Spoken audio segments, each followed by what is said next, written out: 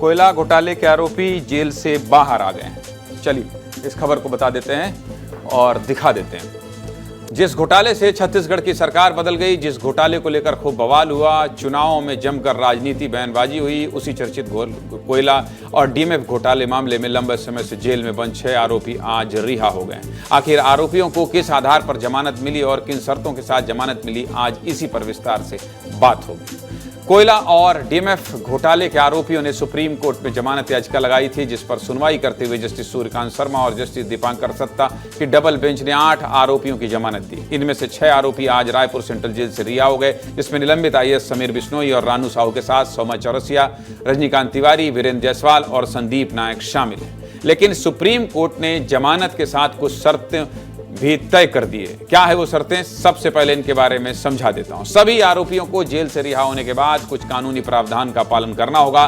साथ ही जब भी कोर्ट में आरोपियों को बुलाया जाएगा तब इन्हें पेश होना पड़ेगा। वहीं समीर बिश्नोई, रानू साहू और सौम्या चौरसिया को 1 सप्ताह के भीतर छत्तीसगढ़ छोड़ना होगा, ताकि ये लोग गवाहों और सबूतों को प्रभावित ना कर सके। इसके अलावा इन आरोपियों को अपने नए पते की जानकारी ट्रायल कोर्ट और पुलिस को देनी होगी। कोर्ट ने इन सब का पासपोर्ट भी जमा करा लिया है, ताकि आरोपी विदेश ना जा पाए। इसको लेकर क्या कह रहे हैं बचाव पक्ष वकील फैजल रिजवी, सुनिए।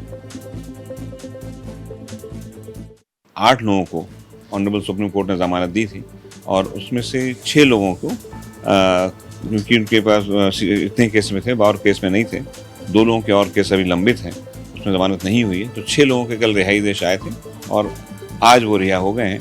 ऑनरेबल सुप्रीम कोर्ट ने इसमें जो डायरेक्शन दिया है कि सब अपना पासपोर्ट जमा कराएंगे और 4 लोग उसमें से जो हैं वो छत्तीसगढ़ से बाहर रहेंगे अगले आदेश तक, और केवल जो पेशियां होंगी कोर्ट में सिर्फ उसमें वो छत्तीसगढ़ आ सकते हैं न्यायालय में उपस्थित होने के लिए। जांच एजेंसियों के मुताबिक कोयला घोटाला 540 करोड़ और डीएमएफ घोटाला 78 करोड़ रुपए का हुआ है। इन मामलों के तीनों आरोपी अधिकारी कितने दिनों से जेल में बंद थे, चलिए ये भी बता देता हूं।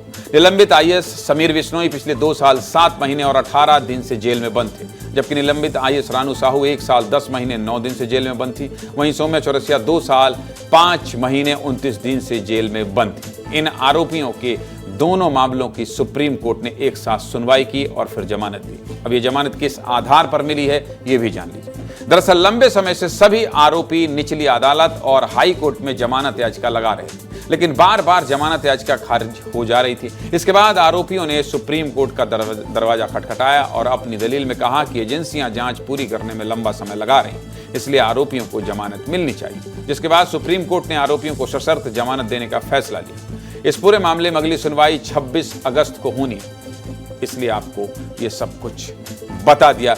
मृगेन पांडे मेरे सहयोगी जुड़ गए हैं लाइव। मृगेन जी, ये जो आज जमानत मिली है, इसकी चर्चा पूरे प्रदेश में हो रही है। इसकी चर्चा पूरे प्रदेश में इसलिए हो रही है क्योंकि ये बहुत बड़ा मुद्दा था और इसी मुद्दे पे कांग्रेस की सरकार गिर गई। इसी भ्रष्टाचार के मुद्दे को लेकर आज भी बीजेपी लगातार कांग्रेस को घेर रही है, इसलिए इस मुद्दे की पूरे प्रदेश में चर्चा है। खास बात यह है कि इन लोगों को जो जमानत दी गई है उसके पीछे 2 तर्क जो दिए गए वो प्रमुख हैं। एक तो जांच एजेंसियां गवाह तय नहीं कर पाई, दूसरा जो महिला बैकग्राउंड होना, महिला अधिकारी होना वो महत्वपूर्ण रहा। उसको देखते हुए कोर्ट ने कहा कि इनको जमानत दी जा सकती है। हालांकि लगातार ईओडब्ल्यू की कोशिश थी कि इनको और समय जेल में रखा जाए, क्योंकि ईओडब्ल्यू में एक अलग मामला चल रहा है, लेकिन तीनों मामलों की जो सुनवाई कोर्ट ने की और उसके बाद इनको जमानत दी है। खास बात यह है कि अभी भी बीजेपी इसको मुद्दा बनाए हुए है और कांग्रेस लगातार डिफेंस कर रही है कि अधिकारी हैं, इनका कांग्रेस से कोई नाता नहीं है।